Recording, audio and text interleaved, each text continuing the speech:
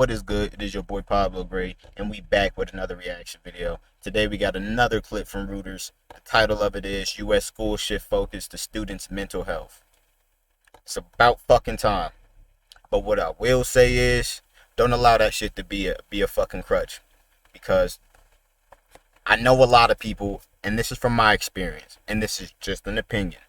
From my experience, the people that I know, especially going to college, there's a lot of people that use mental health as a crutch. And when I say that, I'm not talking about the people who are really I'm not talking about people who have the schizophrenia or multiple personality disorders, nothing like that. I'm talking about the people that use depression, perceive depression, and perceive anxiety as crutches of why they can't do some shit.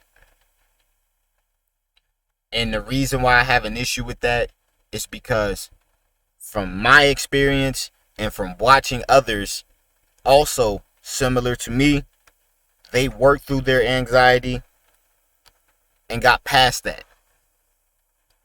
Not saying they buried it, but it got put behind them to the point where it's not a problem no more. Niggas work past the depression. And when I say that, I'm not minimizing the severity of depression and anxiety. But when you say fuck it and just try to work through it, from my experience, you start to realize, like, how can I put this? That it's not as bad as you think it is. Because anxiety comes from not knowing it and being prepared for something. You're anxious. You're ready for something that you don't know about. It's the lacking of knowledge. When you know, when you understand what you got going on, when you understand what's around you, you knowledgeful, you have confidence, you lose anxiety. When you start appreciating things, the little things, taking the time to do that, and appreciating the ability to even feel the things you feel, depression minimized. That's just a method that worked for me. But anyway, let's get to this video. Y'all like what I'm doing here, man. Like, comment, subscribe, and share. From stress to anxiety to depression, students' mental health has been strained by radical changes to life that fell heavily on America's children, and educators are trying to respond. One school district in Allentown, Pennsylvania, which serves around 9,000 students, has partnered with a local hospital to link middle and high school students with licensed clinicians for therapy sessions one-on-one. Brenda Dorenzo is Parkland School District's Director of Student Services. I like that. I like the idea. I'm just hoping that this doesn't turn into when these kids go into these counseling sessions and when they say certain things, it's a trigger to start moving a different way. In a prohibiting way, where you're limiting the person instead of trying to maximize things, if you get what I'm saying. I don't know how to better explain that. Hopefully you understand what the fuck I'm saying. I'm hoping that's not what this turns into. And please understand, I understand the mental health field. I went to school for psychology. I know what the fuck I'm talking about. One of the biggest things that we did was to partner with St. Luke's. And St. Luke's provided a therapy component to our school. It's called the YES program. And St. Luke's Hospital sent one of their psychotherapists into our schools, and they provide counseling services to students who would need that degree of help. Educators across the country agree students' mental well-being became a bigger It should be offered to anybody who believes they need it, in my opinion. priority after the pandemic forced schools to shut down or operate with a mix of remote Where and is in-person my learning. lighter? Some students struggled to focus, and isolation, worry, and depression took a toll on many. According to a Reuters survey of U.S. school districts serving more than 2.2 million students conducted earlier this year, a majority of students reported signs of mental health issues. The worst thing you can do for a kid who's anxious about coming to school is letting them stay home. And Man, I can't lie. Like, kids do have a lot more to worry about nowadays.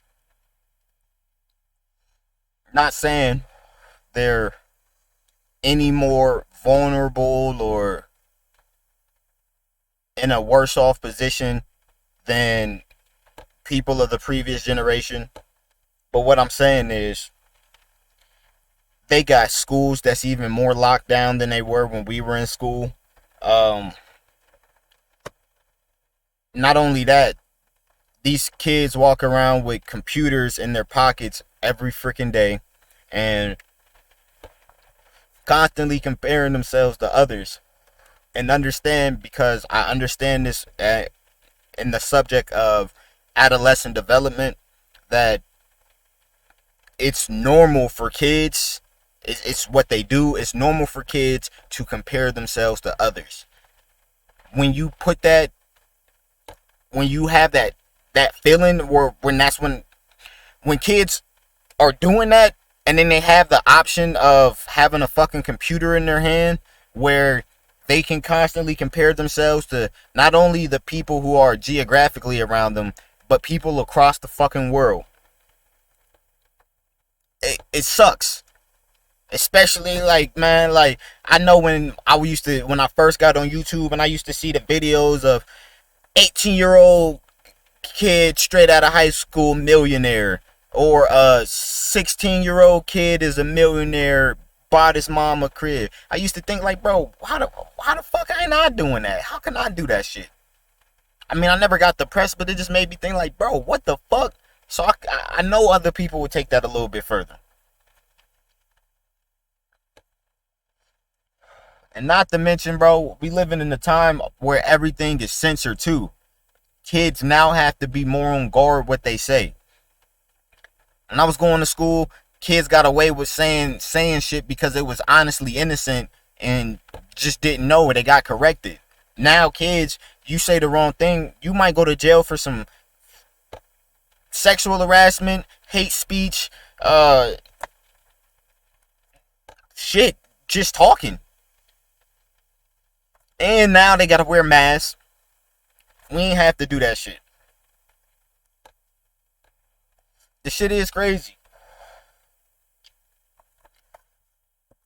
and here we had to. So now trying to get those same kids back into school, how are we going to do that? How are we going to encourage them back? How are we going to... I hope people look at this, because what she just said is very important. The people who are, I hope the government looks at the people who are deciding to want to collect unemployment instead of going to work. Because I know people right now are experiencing some of the restaurants being understaffed because people are making more money being unemployed. That's just fucking reality. I ain't mad at them niggas. I mean, they shouldn't do it, but I ain't mad at them. That's what happens when there's a fucking loophole in the system. Y'all need to correct your shit. Governmento. Y'all gotta get on your shit. That's simply what it is. Back to the video. to build those connections again, to get them healthy. 8th grader Sarah Lundberg says remote learning was a struggle. Still, she was anxious about going back to school. My anxiety about school and actually going to school, and my social anxiety kind of went it went a little bit up because I was going back to school. But I will say though, one problem that I do see here is the fact that there's so many fucking labels, especially when it comes to the world of mental health.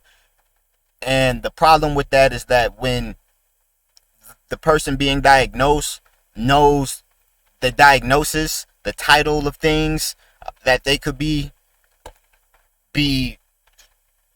having symptoms of, I forgot what type of syndrome it is, but it's when you start believing and y'all know what the fuck I'm talking about. When y'all be on WebMD looking up symptoms that you might have, you start believing that you actually have them.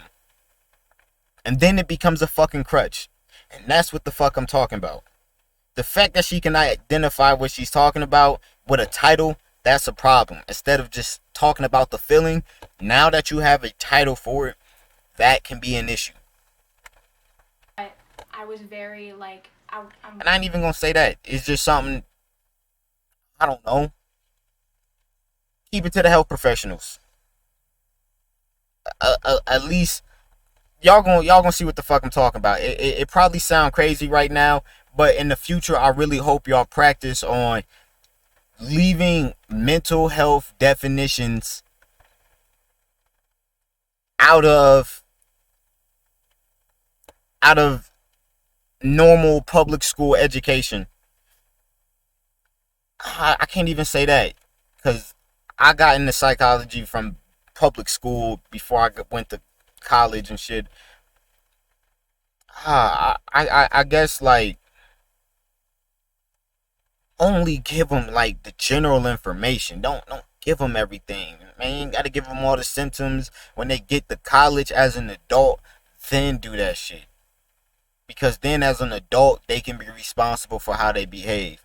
When you got a whole group of kids who don't have to be responsible for anything and then they're becoming the adults, they go into adulthood feeling like they don't have to do anything based off the condition they had while not having any responsibilities, it can be very detrimental, and that's kind of what we're dealing with right now. So yeah, like just give them some general information, and then when you get to college, you can actually learn what the fuck that is before you start saying you have this and you got that, and now people gotta treat you a certain way and you gotta move this way. You'll see what I'm saying. glad that I had that like social aspect because that I wasn't getting it at home. So it got better when I went back into school. Concerns about mental health have led to a flood of new funding and initiatives aimed at helping schools navigate the pandemic's aftermath. The federal COVID-19 relief package passed in March included $122 billion for K through 12 schools to implement strategies to meet the social, emotional, mental health, and academic needs of the hardest hit students. I don't know what the hardest hit students means, but I'm hoping that means anybody. So if that is the case, then I'm proud. I'm happy that it's happening. But yeah, mental health is some shit, man. Very touchy subject. But anyway, you like what I'm doing here? Like, comment, subscribe, and share. Pablo out.